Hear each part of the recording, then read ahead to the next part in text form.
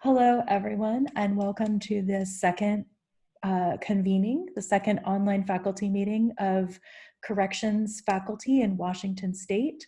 Welcome, I'm Jen Wetham and I work at the State Board for Community and Technical Colleges, and I am turning it over to our wonderful facilitator, Mark Barrington. Mark, thank you. Yeah, hey, thanks, thanks, Jen. Hi, everyone. Welcome to the second corrections the corrections faculty COP. We've just got a couple of slides I'm going to work through, but I want to sort of be in the habit um, of acknowledging the land we're on. Even though we're in sort of virtual cyberspace, we're still on. So I'm just going to read.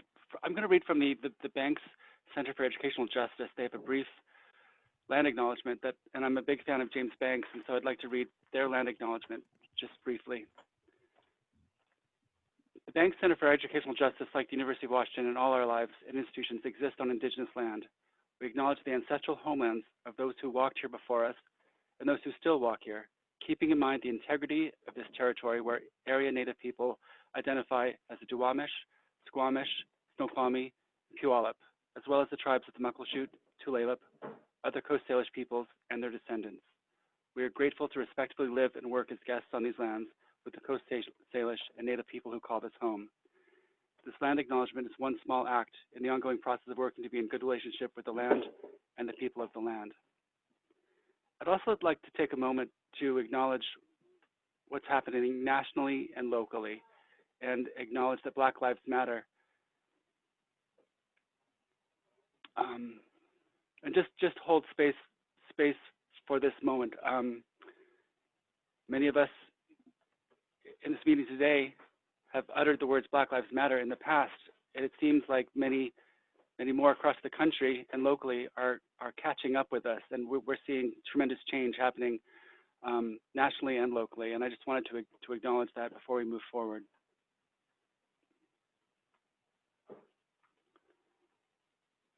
So we have I believe we have 4 facilitators here today. Myself, Mark Barrington, I'm English faculty at Green River College. Jeff Kane is the educational consultant who is also with us. Jen Wetham, faculty developer at SBCTC, and Elise Sells, faculty developer at SBCTC also. And before we move forward, I just want to ensure that you can see and access the chat window.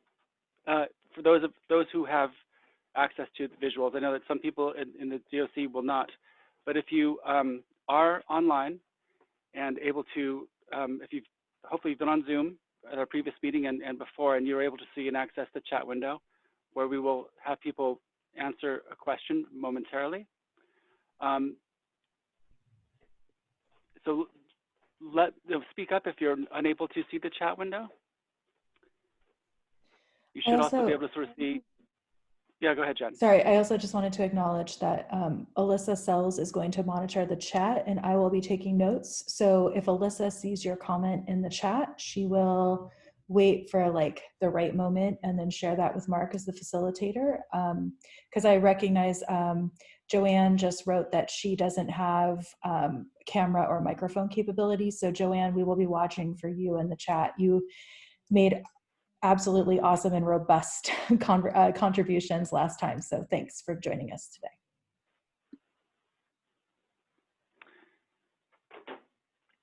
And you should be able to sort of note the yes, no, and other responses that are available to you in the chat window or in the participants panel, excuse me. And then there's also the reactions button that's available to you. Which I'm not able to see today. And I was on a call earlier today where someone's like, I can't do X in Zoom today. So let's go forward here. So I'd like to begin maybe by asking this question of everybody. And Jen, please speak up if you want to sort of have me pause, but I'd like for us to think about a course you are most worried about teaching remotely, summer or fall, and what do you most want students to know and be able to do as a result of taking that course? We have 2 follow-up questions, but I just want to sort of get us sort of thinking about where we're at and what we're doing as we move forward into the summer and fall to prepare for teaching within the context of our lives right now in COVID-19 and the limitations that are placed on you, especially as teachers inside corrections facilities in Washington State. So I'll give people a few minutes to respond.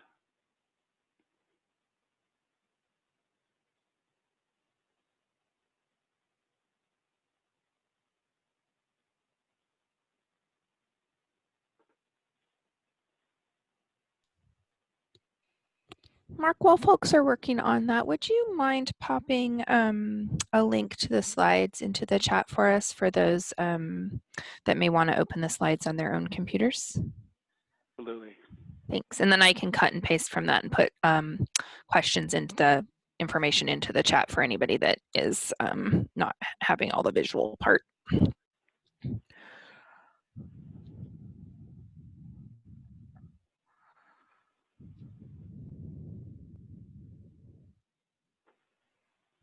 Thank you. Hopefully that works. It's an ugly link. No worries. I got it. Thanks. Okay, perfect.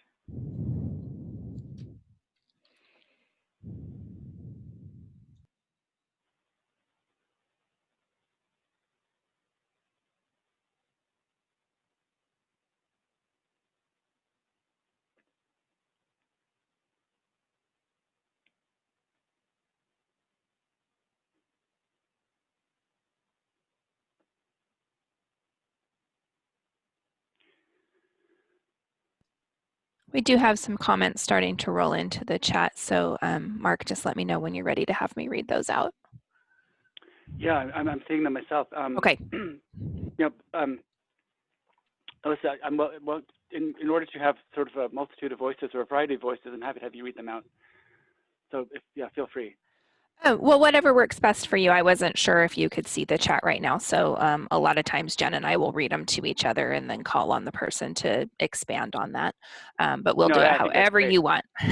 No, absolutely. No, I'm saying that I think it'd be great if you read Okay, them, you think that's okay? All right. Absolutely. Okay, so you just let me know when you're ready to go forward with that part. Okay, let's give people another minute or so just to. That's fine.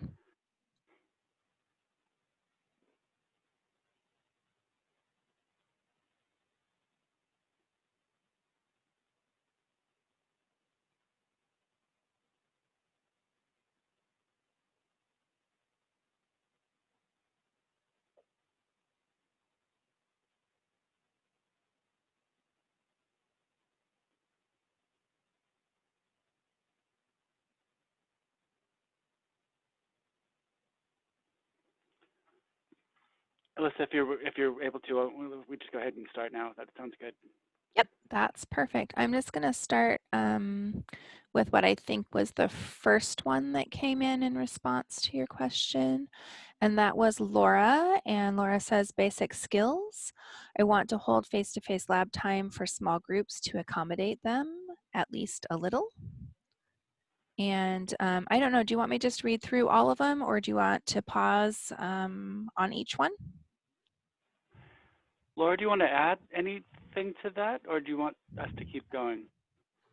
My name is Lauren with an N. And oh, I'm so sorry. Lauren. That's Lauren. okay. Yeah, sorry. It actually happens all the time. Actually, it's my bad eyesight, and I'm on my I'm on my laptop with a teeny tiny screen, and I can hardly read it. So my apologies. No problem. My last name is usually the one people really butcher, so I'm used to both.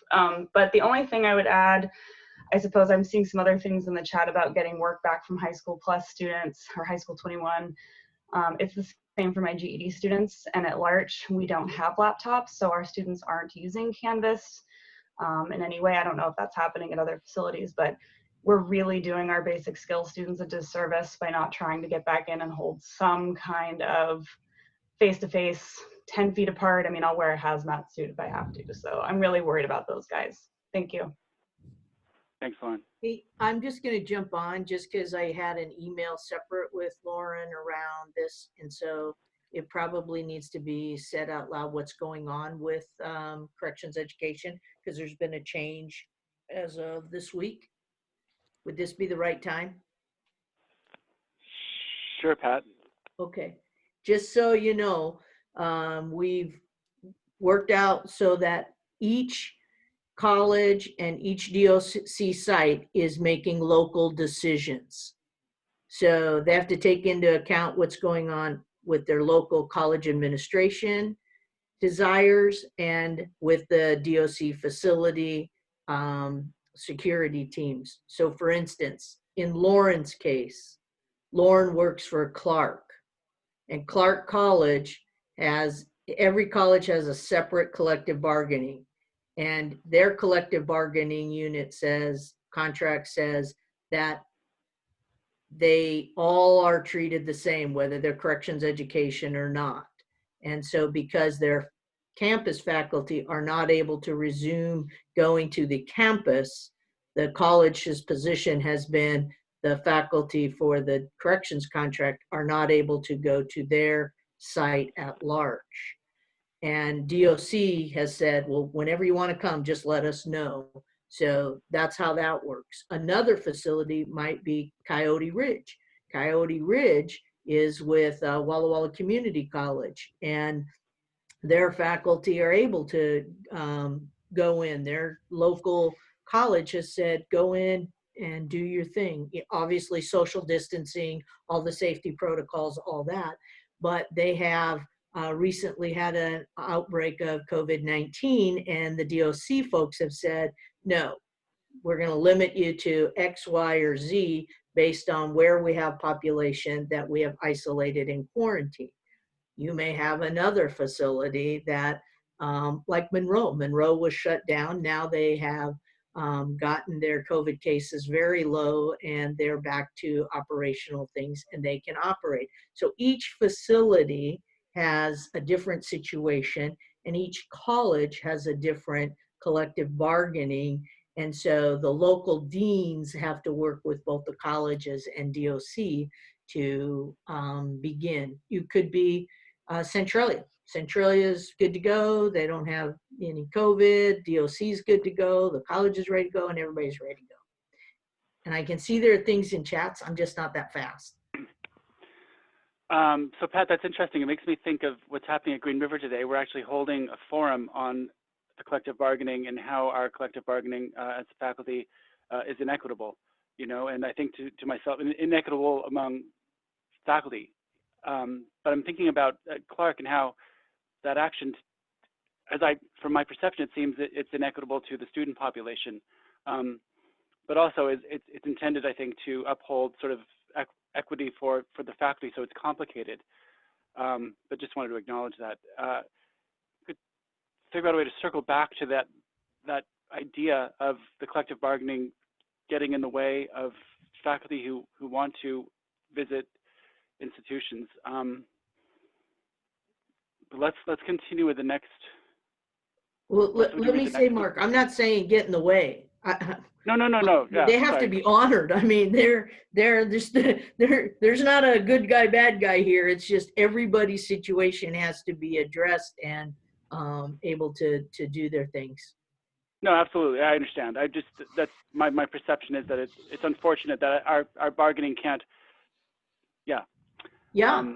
The vice presidents have worked, the first year I was here, they worked really hard at making a common collective bargaining that reflects what's in the state board DOC contract, so that contract is adhered to in the collective bargaining. But I don't know what happened. I just know at some point they stopped. Absolutely. Okay, so let's hear from Alyssa. Would you mind reading the next one? Yep, the next one is from Dawn Moon, and it says, still waiting to hear about summer quarter. So Dawn Moon, would you like to expand that a little bit? Well, we were just waiting here for our division meeting on Tuesday, but whether or not all of us are going to go in. We were doing packages, but because we had the quarantine, and sometimes you have where if you have AB side or CD side, sometimes some guys over here would get sick and these guys would be open up, and so it keeps cross transferring. But we are doing better over there, but a lot of other we're doing packages. So I'm waiting to hear about the face-to-face, whether or not we're going to do 9 people into a class, if we're going to do 50%, or how we're going to have this happen this quarter. So for summer quarter. But thank you, Pat, for saying what you're saying. And I just got a ring on my phone. 49 minutes ago, Snohomish opened up to phase 2. So here's the thing that's really important. Uh-huh. DOC is not a part of the phase system. Okay. Has nothing to do with the phase system.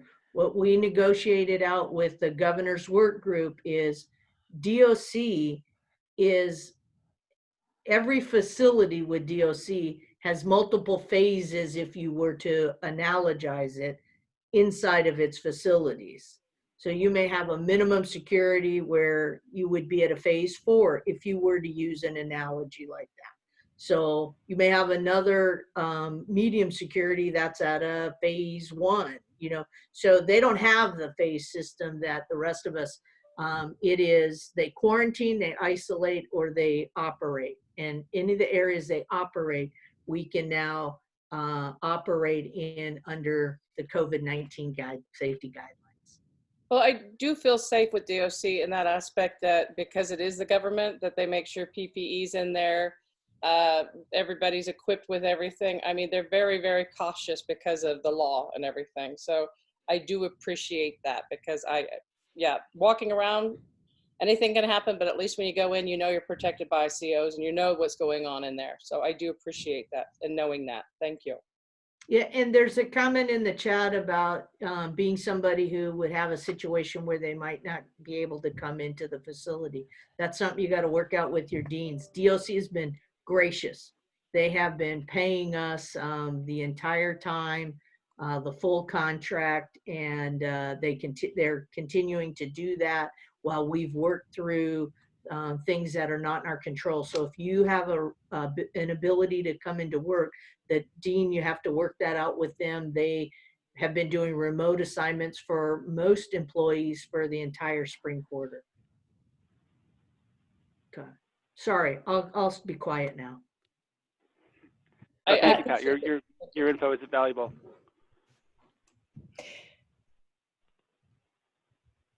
Alyssa, would you mind continuing? Yep, I'm ready.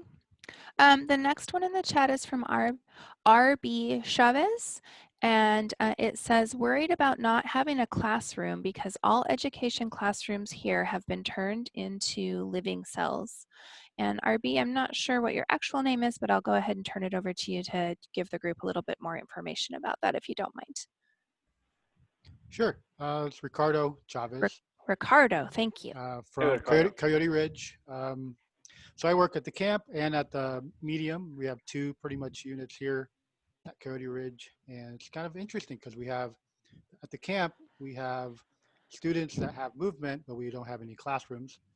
And at the medium complex, we have, we don't have any students because there's no movement. It's on lockdown. So we have 2 opposing kind of sets of things. Wow. And we're just waiting pretty much for us. We've had a lot of, as Pat had mentioned before, we had a recent kind of uptick in COVID cases for staff and inmates. And so we're just being very careful and we're being very optimistic, and we're planning, different kinds of scenarios for next quarter. But they're all, things that I guess we've never done before. So it's kind of scary a little bit, but it's also kind of exciting at the same time to kind of be able to kind of try to figure things out and use kind of that critical thinking that we teach about within our own work setting. Ricardo, would you mind expanding on what one of those maybe alternative solutions might be? You don't have to tell us all of them, but just to share. I have heard that kind of puzzle solving idea and the excitement a little bit about, getting to be creative in your critical thinking and solve problems. I've heard that from other faculty too. So I'm curious what your group has come up with. Well, at the camp where we don't have classrooms, what we've worked out is we meet, students will come to the door of your office. We'll have about a 5-minute conversation. They turn in work, we give work back out. But it's just so that they see an instructor for the most part on a weekly basis. I think that's part of I think what Don Moon and some other people were talking about is students really just want to see and be a part of education. They enjoy it. A lot of them do. And so we wanted to make sure that that was part of it. At MSC, where we don't have that ability right now because it's on lockdown, I think we're being more active in starting to maybe think about creating courses more so on Canvas than we ever have. And I think that's a positive thing that we have to figure out. We also were very cognizant that Canvas doesn't work so much the same way on our offline computers than they do on a regular computer. And so part of that's going to be that critical thinking, that figuring things out as they go. But it's all to the benefit of our students and our staff at the same time. While There are- staying safe. While staying Yes. safe. There's definitely some challenges with Canvas on the individual sites for sure. Mark, would you like to stay on this topic or go on to another comment? Actually, sorry, Mark, if I Sure, could Jen. just say, I've been compiling what is happening in the chat into themes, and it looks like there is a big theme at the top of the document around student motivation, and I'm wondering if we could begin with, or if we could move on to like looking at those comments and asking folks to kind of weigh in on that. Sure. And as I've been sort of reading ahead, there do seem to be some commonality among some of these as well. So Jen, do you want to share the document, or do you want to ask Alyssa to identify other points? I have posted a link to the slide deck and the document in the chat, but I'm happy to share my version. So I'll just do that real quick. So can everyone see it? Yep. Yes, yeah. For those of us that are able to, yes. I think this comment, I want to have students to have the feel of a learning community. I would like to have more active participation. I was wondering if the person who wrote that could just elaborate on this desire for the feeling of a learning community and more active participation. And hi, this is Chris Graham from Grays Harbor at Stafford Creek. I've been able to present information to my students. I've gotten work back from students, but it's been harder since I can't see them as much on as much of a regular basis. It's been harder to give them that feedback to grow off of each assignment and kind of set up their own path through the course, rather than here's a lump of work, you're going to give to me a lump of work back, and we're going to call it good. So we're trying to find new ways to have some sort of feedback, even if it's delayed over a matter of days. Chris, I just wanted and the to idea of seeing the sequence between the activities as well. Is that what I heard, Chris? The idea of sequencing the work is related, sort of, and builds on previous work. Is that what you're sort of suggesting? No, that I primarily teach English, and when they're doing their writing assignments, if I give them a writing assignment, it's hard to get that graded and back in time so that when they start their next assignment, they can work off of their improvements on the last assignment rather than just having that lag in between. Absolutely, that makes sense. I think also, I was just thinking, Chris, as I was listening to you, that a lot of our STEM faculty are experiencing this as well, where they're not only having a hard time keeping on top of the assessment process, like just giving that formative assessment in a timely fashion, but I just love the way that you said that here's a lump of work back. It's not like in that way, like how do you make these processes meaningful and engaged?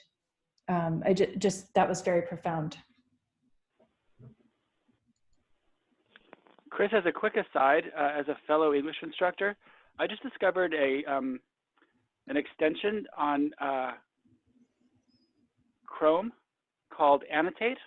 It's worth looking into in order to sort of reduce and/or create some continuity in the feedback you give students. And I'm happy to talk to you more about that individually later on, but it's worth checking out. Thank you. I definitely will. There's also a really great comment from, I think it's Ricardo. Is that correct? About communication happening non-verbally. I'm wondering if you would like to continue with that in that vein.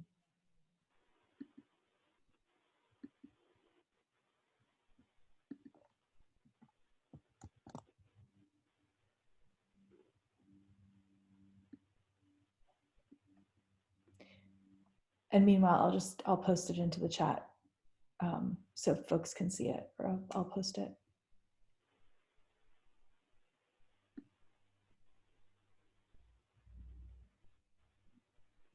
I think that, you know, teaching on sort of in the free world on the outside on Canvas right now, I do have a sense that students just much as there are students inside, they're craving that connection, and when we lose that connection, purposes and motivation go awry, and they're not as we lose that connection that we have in the face-to-face classroom that is so critical to student engagement and sort of building on successes. I know that Jeff is going to sort of, towards the end of our call, sort of spend some time with us, and some of Jeff's ideas and focus on Canvas might be able to address some of the things such as the engagement and sense of community building.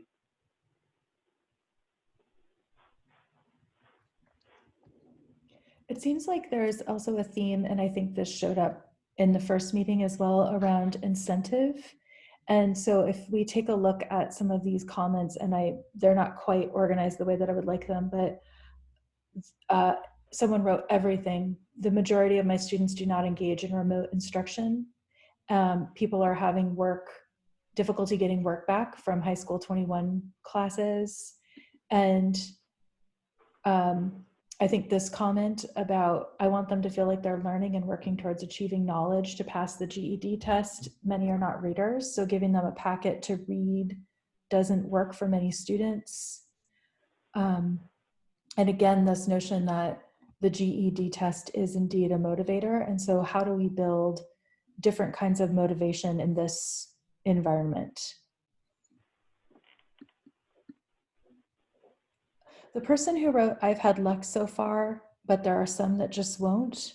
I'm wondering, would you be willing to elaborate on the luck that you've had so far? I think some people might benefit from hearing what you've done that's working.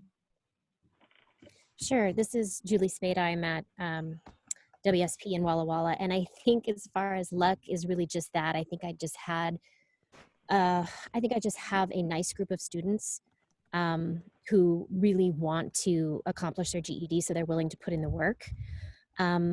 Within the packet model delivery that I've been doing, I've also been trying to add little things in there that might be fun for them, you know, such as some poetry or something that's colorful, maybe a little art project that's allowed within, you know, DOC rules and such, which is hard to do.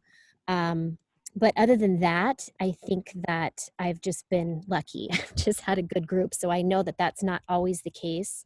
And so I'm just a little bit concerned for the future as far as, you know, should I have more of a group later on that really is a little bit more difficult in that way. I know that we also had some conversations at WSP about using like phone cards as motivators and things like that. But I don't think that that was approved. I may be wrong on that, but any other ideas of things that people can chime in, that would be so appreciated.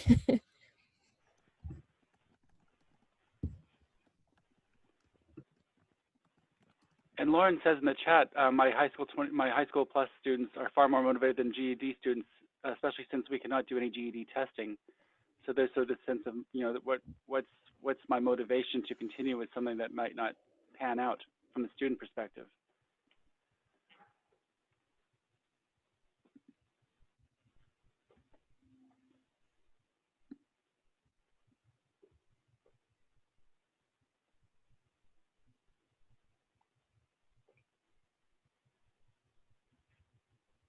I'm going to share my screen again, just a sec. Thanks, Mark.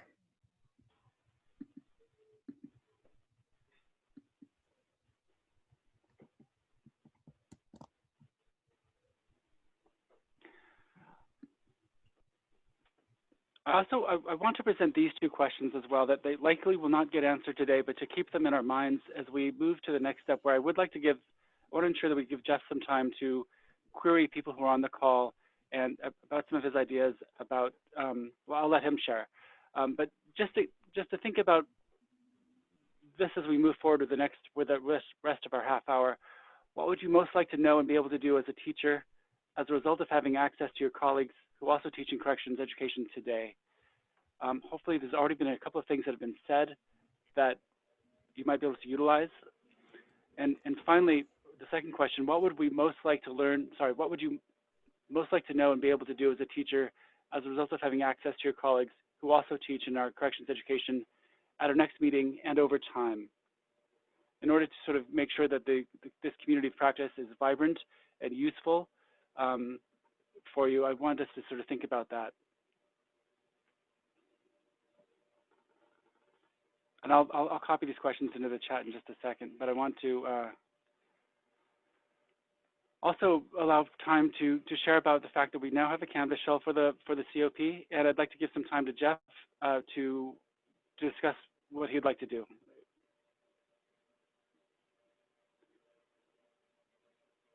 Jeff, the floor is yours. Oh, okay. Floor. All right, thank you.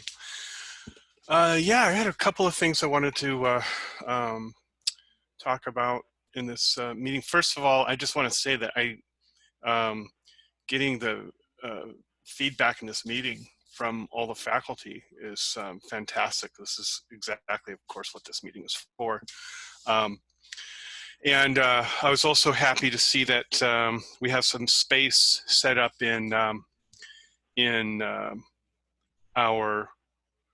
Canvas for people to connect as well. So that will be really a useful space because I'm finding lots of really interesting resources on teaching online are coming out because people are moving so quickly online, but also in around the areas of universal design for learning, accessibility, and culturally responsive curriculum. So it's we're in a very dynamic space for all the reasons that you can think of. And so having a hub where we can put some of this material and share some of this material would be really, really helpful. A couple of things. I want to send out a survey where I can get an idea from the faculty about what kind of access you have to Canvas, your experience with technology in general, any experience you may have had with Canvas, your comfort with technology, some of the challenges you have in using Canvas, and then what tools in Canvas are you most interested in learning about.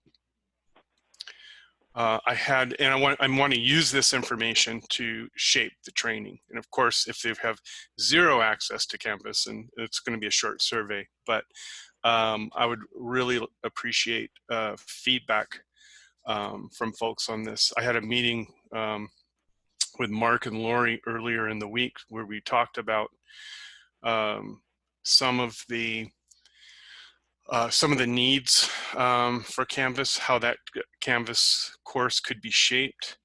And I'm going to continue having those conversations with people to make this as useful to you and as efficient as possible. Let's see.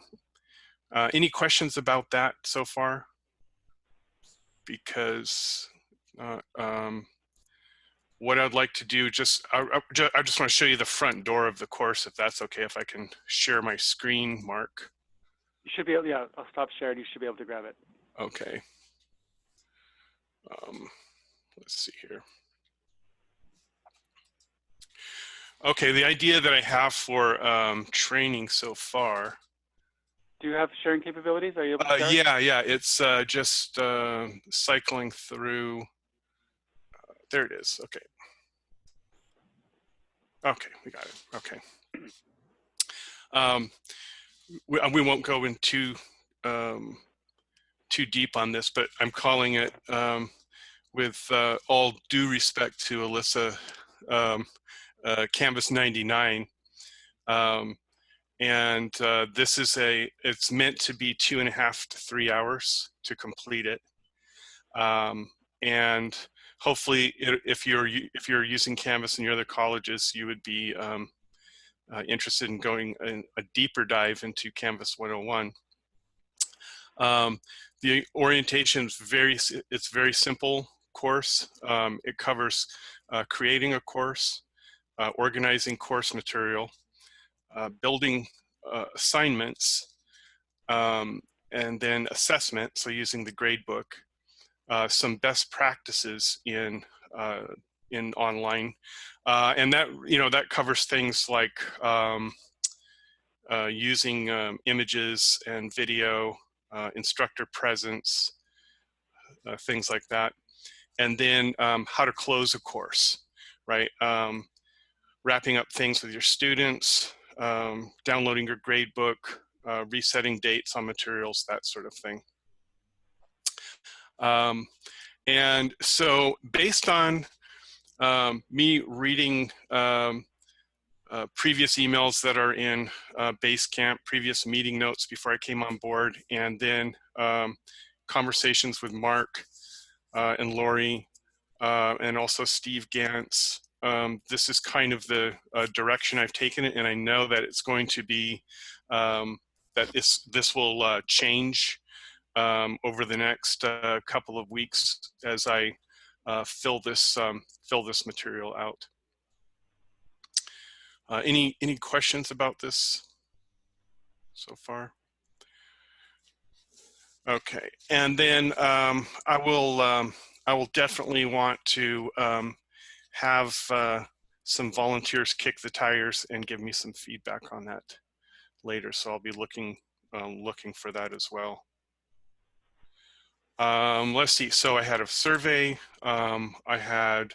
Jeff, before you go on, there is a related question in the chat. It was from Ginger about how can we get that course at WWCC, and I'm thinking maybe you want to address how people would sign up to take this class.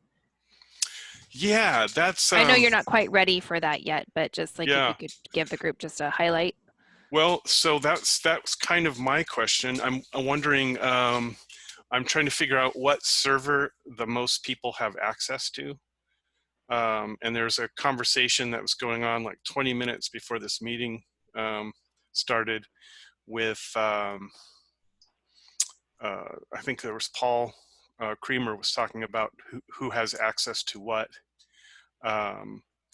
So I imagined it would be on that, I would put it on the server that was, the corrections server, the corrections installation of Canvas. So pretty much everybody would have access to that. I believe that would be the case.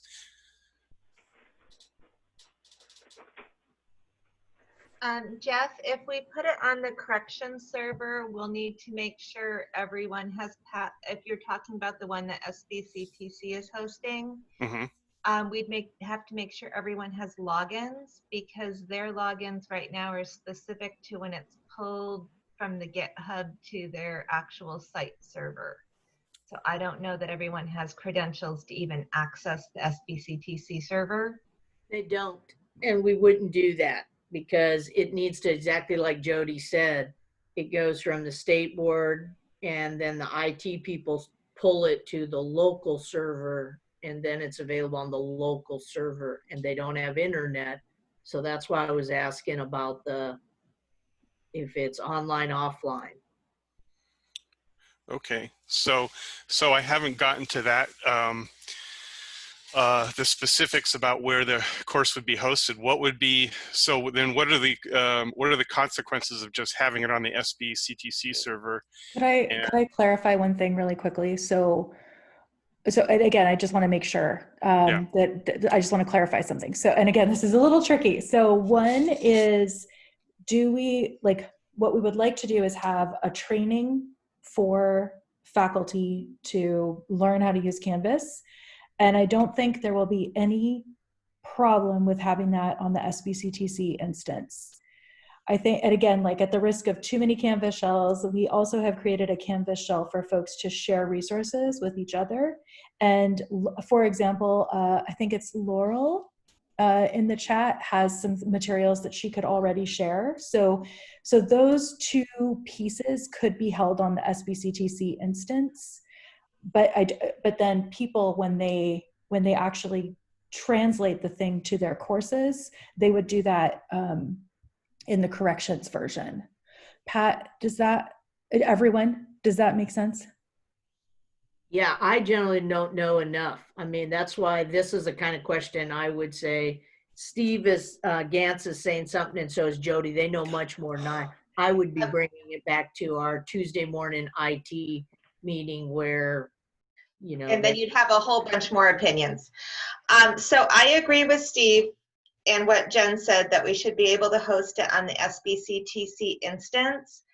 But I will say, Jen sent an email out earlier, and there's a whole bunch of y'all who don't have local accounts either via SBCTC or your campus.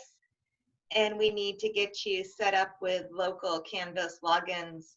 That means going to your campus e-learning department. You are campus employees, and getting Canvas accounts up and running so we can register you, because Jen, I don't know, is it 20 names, 15, 20 names that we can't even get into this yet?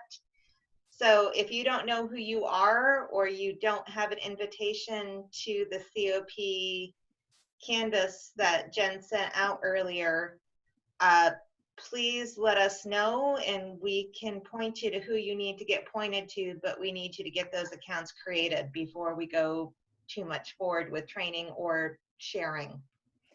And before we go further, I just want to apologize to Lauren. Lauren, I'm so sorry. I'm trying to manage like 10 different documents, and I'm so sorry that I'm sorry. I will not do it again. It's okay. This is why everybody just calls me Ms. Z, because apparently both of my names are really difficult. So it's totally fine. Miss Z, and also That's Go me. Penguins. I have Yes. that exact same thing. I just want Hey, to say, Lauren, can I say something real quick? about half, go ahead. No, so the Canvas shells that we first got when we first started out the high school 21, we were given like 7 different Canvas shells. And the thing was, even though it was from state board, they didn't have the material inside of it embedded into it. So when you put the Canvas on the computer, on the offline computer, when the students were doing this study program, it would tell them to go to a different website. So yes, the IT department uploaded the videos, but the assignments weren't embedded. So the thing is, it didn't have it, so that way it was connected offline to the class. So they would go looking, and so it would stop the instructor to have to stop teaching, to run out and download the print or the assignment, run back and hand it to them. So what we've been doing is taking a lot of the courses and just the videos. We've been having the IT department put the videos back in for the offline version, so that way it would work on the offline computer, and then embedding the assignments back into the computer, saying it's on a DOC website or correctionals website. So that way it's inside the computer on a standstill machine. So that way nobody has to go to the computer or has to go to the program or has to look for the assignments or the news clippings and then uploading it and putting it already in there. So that's what we've been doing with courses that have already been out there. But when we first started, it was wonderful. And I'd have to say somebody did that. It said correction. So if you go to the comments to look for the program, it said Washington history, and then it said corrections education. So that was wonderful because it was somebody was thinking of how to teach offline to corrections education. But if you go back in there, you won't see any more of the courses anymore in there that says correction education. Okay, so Jody has a comment. I'm gonna chime in here. Can you all hear me still? Because I seem to have lost everything but the chat window. We can hear you. Yes, we can hear you. Okay. So Steve and I are working on converting everything on the corrections instance that SBCTC hosts online. We ran into the same thing with the IDEA curriculum for ESL. And the issue was initially everything was working in the classrooms and you have full functionality there. When stuff got moved to the laptops, The laptops did not have full functionality, which none of us were aware of until we had to make this rapid transition. So right now on the laptops, the only thing that students can access are videos and assignments. We're working with Ray to get coding done within the next week or so. The inbox and discussion board should be working, and then after that, quizzes should be functional. We are in the process of running conversions, converting the Google Docs to Word docs, checking the status, the static websites. So hopefully, and just so y'all know, I'm not sure if you're aware, but the High School 21 curricula that exists now is also in the process of being revised with the exception of math. And we're running into a different brick wall with math in the sense that everything is tied directly to the WAMAP server. So we've got to deal with that also. But we're working on converting all of the existing courses and then moving them over to the GitHub. It's just going to take us a while to do that and to get everything fully functional for corrections. And we do apologize. We were told it would be an easier conversion. But I think with the move to laptops with the pandemic, we weren't aware of how limited that functionality was because we tried to make it functional for the classrooms first. So we're on it, we're working on it, and then as soon as the new High School Plus stuff comes out, we'll work on getting that converted for you all too and getting it on the GitHub, if that helps. I do realize it's a problem, and I appreciate all the work that you guys are doing to make it work right now. It was not intentional. We were just not aware of the quirks. Thank you, Jody. I think that's, there's a lot of, go Can I ahead. jump in here? Yeah. Yeah, sorry, this is Steve. Let me make an attempt at trying to simplify, I think, one of the issues. My sense is that we could separate out all this conversion. Yes, there's an issue about taking what runs on the internet versus what can run in corrections. But for the most part, I think we can separate those two issues. Part of Jeff's role will be to provide some guidelines in the training that says, here's when you design your Canvas course, avoid this or do it this way, with videos or whatever else. So for the most part, I think instructors won't need to think about the actual conversion. So one of the instructors talked about doing that conversion and doing videos and stuff. I think we will try and prepare a bunch of criteria when you build the course so that you don't have to worry about that. For instance, now it's not really recommended to say put your videos within Canvas. That's not really a good idea for various reasons that I can go into. So we would recommend go ahead and link out to YouTube, because we know that the conversion process will take that YouTube video and fix it up for you. So in a sense, at the front end of development, you could work on Canvas and you can kind of feel comfortable that the conversion will take care of. Now, we'll have some guidelines that say, well, you're not going to have access to certain quiz items, or you're not going to have access to discussions. So that will affect how you set up activities, but it won't necessarily affect how the thing is converted. In fact, I think ideally, most of you won't have to do that conversion. We'll have somebody else do the conversion. Once you finish your course in Canvas, on the SBCT Canvas instance, for instance, of Canvas, you may not have to worry about how it gets onto the corrections Canvas.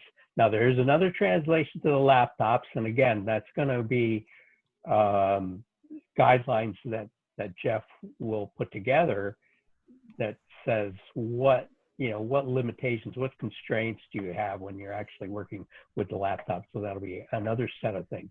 But you don't necessarily have to worry about, there will be some worry about that. That's another issue. But conversion right now, Does that, I don't know, I've said enough. Does that help? I think we're maybe getting a little bit confused. It's easy to get confused. We may be getting a bit confused about all the steps of this.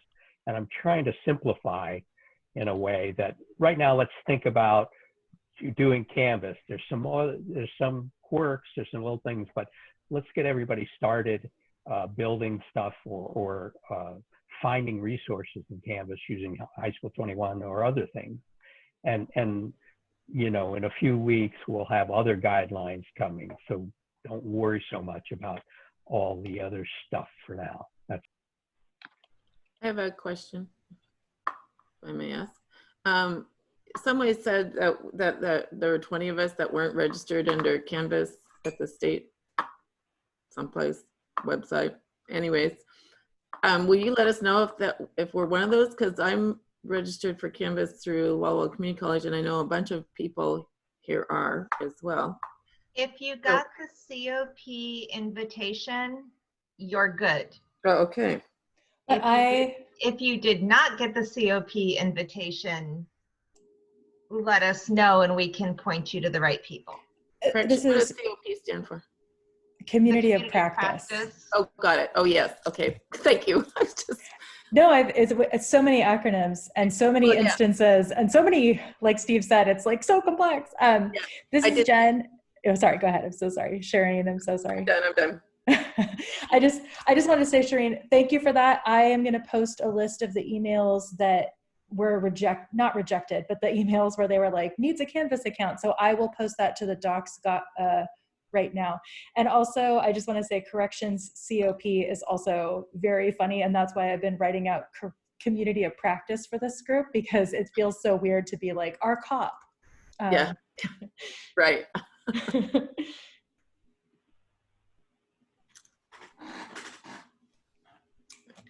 Ginger, I just saw your note that you had to ask for a link to the meeting and that you never got an invite. And so I just wanted to ask you if you could type your email into the chat and I will make sure you get an invite.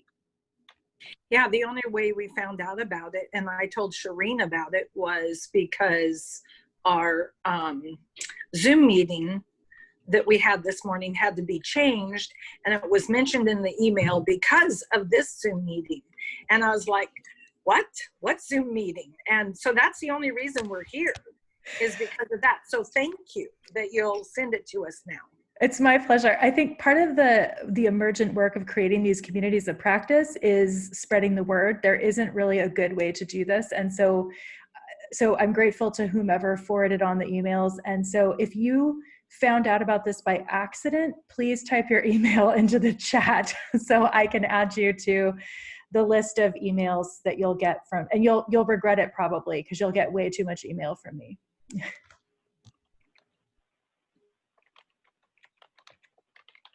So just to verify, I can't see your little name written under your face. Who am I speaking to that wants my email? Oh, sorry. This is Jennifer Wetham. I work at the State Board. I'm the program administrator for faculty development, and our administrative assistant, Lori Christ, is handling all of this. And so when I email out things and when Lori emails out things, we're using a big master document that perfect. So I promise I won't spam you. I won't sell your email. But if you found out about this meeting by accident, just write your email into the chat and we will use it responsibly. Jen, in the last few minutes, can we address the common canvas that we just got, that I just invited to today? It looks as if Jody says that a number of things that we've raised today about Canvas and different access we'll be slowly addressing, or we'll be addressing it. There's no slowly implied there. We'll be addressing, but I'm curious if we can sort of circle back to the Canvas space and how it might be useful for us immediately.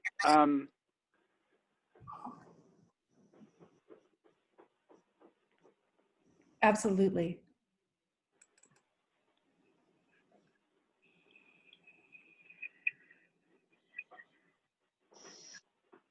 So for people who have been given access to the Canvas,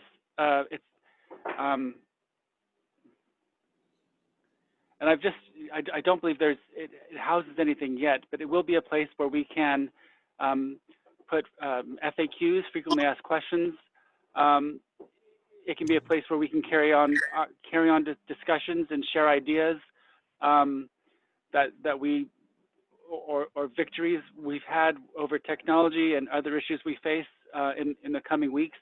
And we'll do our best to make sure that it's sort of functional, so you can sort of begin to sort of familiarize yourself with the features of Canvas while also sort of sharing in this community.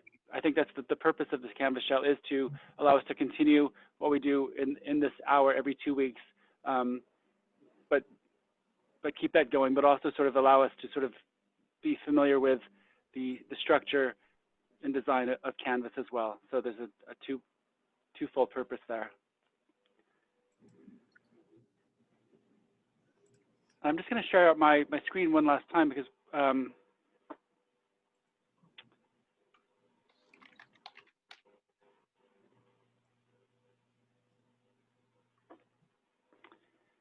we have a corrections faculty emails list, and I've put that in the chat. I believe you'll be able to add your name to that there. Jen, does that help? Is that helpful?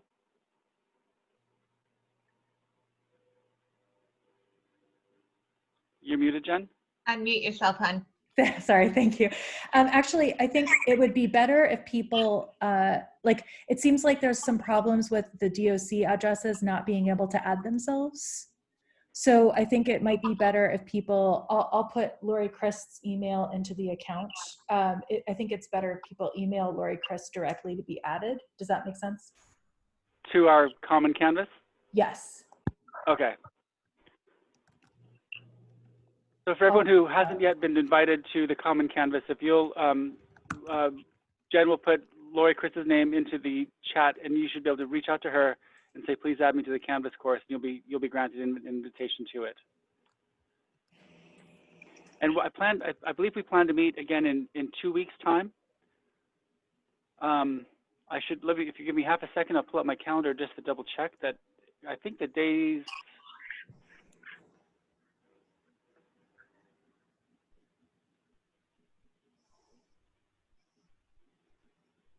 While you're looking at that, we may want to look at a different time because most of these folks will be back in the classroom.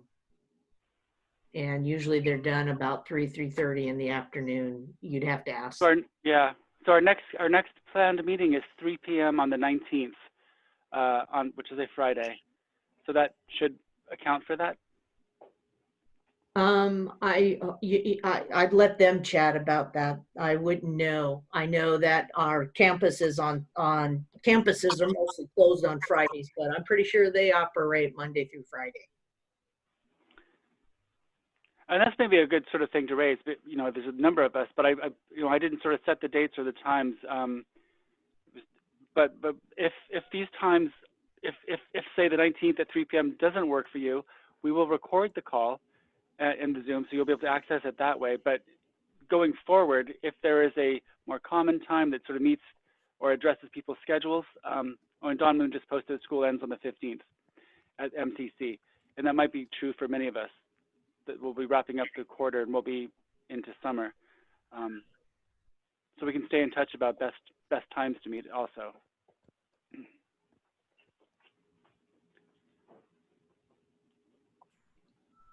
I hope that when we leave today's hour-long community of practice, that we feel sort of in a better position going forward, and or at least more, some of our needs have been met by sharing ideas and speaking in community.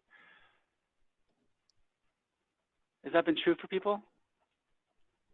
I just want to say this is really long overdue, because hearing that, some of the technical areas of them saying that, they're going to be taking care of the Canvas and adding things into it, struggling from it from the beginning and then taking a break from it for a while. The thing is, it's nice to be able to go back to it and know that it's going to be fully functional, because there was nobody in the beginning to work with. And so it's nice that we're collaboratively able to talk to each other, and especially if some other people have different courses that they want to put in there, that's easily accessible. That way there's more, unity across the state. I just want to say thank you. Thank you, thank you. It's long overdue. Wonderful. Thank you, everyone. And was it Lori? Lori suggested a poll for best time, and I'll work with our colleague at SBCTC to maybe create a poll for sessions going forward, so that we can ensure that we're meeting your needs in terms of best times. It's been really good meeting with people today, and thanks everyone for being here and for sharing your ideas.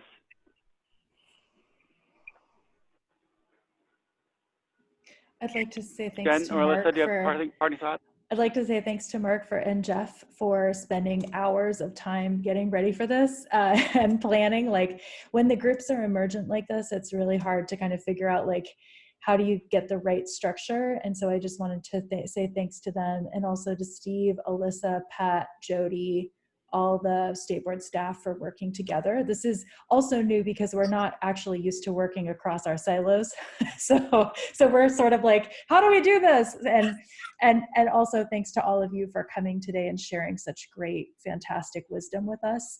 I will be sending out the document with the notes on it, the recording, and Mark's slide deck to all of you. And Lori will be updating our master list.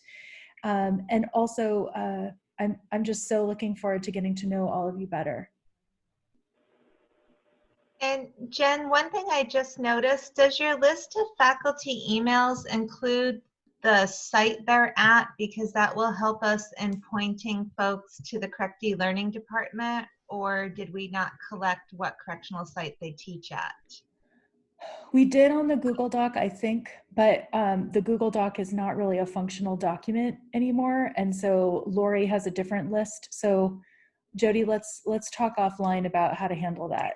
Okay, yeah, because I'm not going to be able to help unless I know where they're at. Okay, okay. Okay.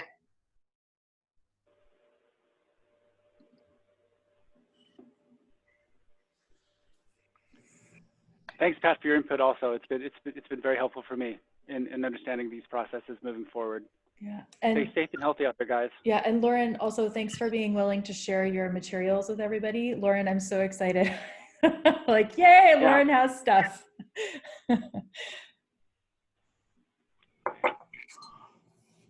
Take care, everyone.